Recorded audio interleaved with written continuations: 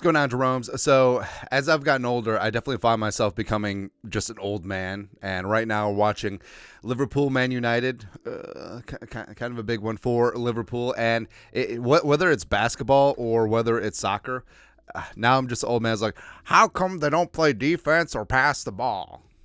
Like back in my day. But your Minnesota Vikings, blah, blah, blah, looking to find the quarterback, blah, blah, blah, blah, blah, blah, all that stuff. And I feel like our niche is basically like reacting to the news. So it's a Sunday morning, easy like Sunday morning. And also, I actually don't mind like rainy days. You know, we want the sunshine in the great state of Minnesota, but having sort of a rainy Sunday morning, getting the paper, having a hot cup of coffee, maybe 6 cups of coffee. I don't know. Maybe that's why I have heart palpitations. Who knows? But and then opening up the newspaper, which is also such an old man thing of mine, where I do enjoy, like going down to the Quick Trip, getting both of the papers, even though they're done by the same company. Doesn't matter. But just like, let's see what's going on in the world today. But so today, Charlie Walters, shooter's turn. Time is now for the Vikings to get a franchise quarterback. Now, as a shooter, been around a long time, obviously connected. Sometimes his takes, yeah. But I feel like that's where we come in, where it's just like people are going to read this, super casual Vikings fans will be like, oh, here's what's going on. But basically, Shooter's premise is the Vikings would be an absolute abject failure if they don't land with J.J. McCarthy or Drake Maye. Now, you may be saying, hey, what about Jaden Daniels? Well, it could be a spot too, where Jaden Daniels is already locked in at 2 to Washington, or the Vikings may just have Drake Maye or J.J. McCarthy rated a little bit higher. Both things could be true at once, but it does seem, according to Shooter, that it is going to be Maye or McCarthy. This is what it wrote. Blah, blah, blah, blah, blah, blah, blah, blah, blah, Sam Darnold, blah, blah, blah. The Vikings know they have to move up to draft an elite quarterback, but everyone else knows it too, which doesn't matter. Even if the Vikings said, like, hey, we're rolling with Sam Darnold, doesn't matter. It's lying season anyway. Remember when the Cardinals were like, hey, Josh Rosen is our guy. We're not taking Kyler. Just kidding. We're taking Kyler. Minimally, the Vikings probably need to shoot up to the number 4 spot in the draft to get either quarterback Drake Maye of North Carolina or J.J. McCarthy of Michigan. It's likely the Vikings would take either. If they can't get either, this offseason should be considered a failure regardless of what else the team might do. All right, so if the Vikings stick and pick and get Penix at 11, or if the Vikings somehow, some way get Jaden Daniels, like that's a failure. To get to number 3 to take Maye, or number 4 take McCarthy, the Vikings, besides 11-23, might have to get a future first rounder for a team is expected to finish last in its division in 2024. that could be a high pick. Okay, again, I feel like. So, Shooter's obviously not a beat writer, but I feel like a number of the beat writers or people who just cover the Vikings locally just hate the Vikings. Which, I don't know, I feel like it speaks to just the gestalt of the local media. Because, people forget, the Star Tribune had a Packers beat writer for a number of years. It was Judd Zulgad. How stupid is that? It's crazy. I don't like it. But, then Shooter talks about, well, over under 6.5 wins. Anyone with 2 brain cells put together knows that looking at the Vikings schedule, looking at the Vikings defense, looking at the weapons on offense, there's a question mark at quarterback. But, hey, I was told that Kirk Cousins was bad for a number of years. But it's okay. Over 6.5, again, entertainment purposes only. Shut up and take my jelly beans. That's all I'm saying. That's all I'm saying, man. But, so does it come down to McCarthy or Daniels? Sure. Is the season an abject failure if they don't move up and secure one of them? Not necessarily, because like I said before, I don't want Kwesi to give up heaven and earth to go get his guy. Now, so some days I do. Like a video earlier this week, I was just like, it's time to gamble. It's fine, but what do you want to do? Like, at a certain point, the juice is not worth the squeeze, right? And 11-23 future first and also some change to get up to 3 or 4, is that what you want to do? Because here's what's going to happen. So Shooter can say, hey, the Vikings offseason is an abject failure if they don't end up with McCarthy or Daniels. McCarthy or Maye. And then if and when the Vikings trade up to 3 or 4, they give up the future first rounder. Oh, the Viking season is an abject failure because they gave up a first rounder and they could be bad next year. And all that Carolina, like last year, blah, blah, blah. It's almost like it's a logic trap where every single way the media can find something negative. They can find dirt in a snowstorm, man.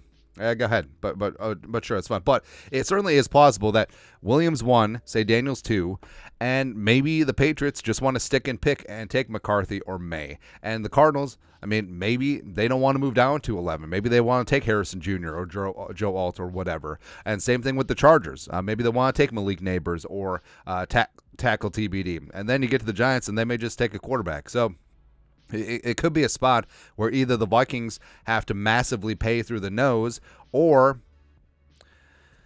they don't get their selected guy up at the top, or another team like the Giants from 6, or the Broncos at 12, or the Raiders at 13 just decide to get Delulu and just give up everything, which is perfectly fine. And also, all right, so this take kind of pisses me off, but also I understand. Again, Shooter's not a beat writer, and I know that people who aren't in the trenches with a single team day in, day out, like they don't pick up on the nuance of things, right? But this is what he wrote. Anyone who thinks the Vikings would use 2 first-round draft picks on quarterback Michael Penix, who turns 24 next month and already has had 2 ACL right knee surgeries, a shoulder surgery besides another shoulder injury, is hallucinating. So first off, no one is talking about using 2 first-round picks to trade up for Penix. Right, I feel like Penix is largely established as quarterback 5 in that mix, and like I don't know if like Shooter's like straw manning here. It's like, oh, people are on drugs, all the hippies. But I mean, who's talking about trading up to like 4 or 5 with 11-23 and a future first rounder for Penix? No one. I feel like Penix's warts are certainly well known because given the medicals, that's a big question, and it is a risk, and risk could drive down his value. Whereas just strictly on the field, I do think that Penix has just as good a tape as Maye or certainly McCarthy and also Jaden Daniels, right? But the reason why he's falling is because of the medicals and to a degree age, sure, but also, I mean, Jaden Daniels is an older prospect too, but no one's holding that against him. So I don't get it. Again, this is why we rally against like the national media and as well as the well-established like traditional media, because a lot of people still consume it, and a lot of people pick this up and assume that it's gospel. But you know, a Vikings fan is going to read this, and you know that they're going to go to their group chat on their phone or the buddies at the bar. It's like, hey, I'm not giving up 2 first-round picks for Michael Penix Jr. No one's talking about that. Jesus. Jeez Louise, people. I mean, come on, man. Now, could the Vikings do a small trade up to secure Penix? Sure. I mean, say Williams to the Bears, say Daniels to the Commies, Maye to the Patriots. They would love him in Boston. And then 6, take JJ McCarthy. The Vikings are somehow unable to get into the top 4 for one of the big 4. It's fine. Now, do the Vikings boxing out the Broncos and or the Raiders, do they move up like 1 spot with the Jets, or they move up to 8 with the Falcons, or even 7 with the Titans, maybe even 9 with the Bears, doing a business in division, which Kwesi has done before?